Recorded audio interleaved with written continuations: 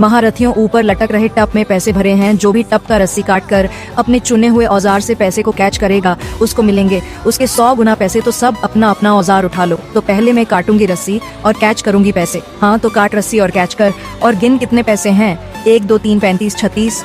हाँ तो ये ले $3600। अब मैं आऊंगी और काटूंगी रस्सी। अरे वो तूने ढेर सारे पैसे कैच किए हैं। अब गिनो इसे। 1 2 3 61 62। ये ले चिंकी $6200। तू तो अमीर हो गई। अब मेरी बारी है, मैं काटूंगी रस्सी। अरे यार मेरे पास तो एक भी नोट नहीं आए हैं। छी किस्मत ही खराब है। अब कौन आएगी महारथियों। मैं आऊंगी और दिखाऊंगी अपना कमाल। लेकिन रस्सी काटने के पहले आपको आपकी माँ की कसम है, वीडियो को लाइक और चैनल को सब्सक्राइब जरूर करें। अब पैसे तो आ गए। अब गिनती हूँ 1 2 3 84 85।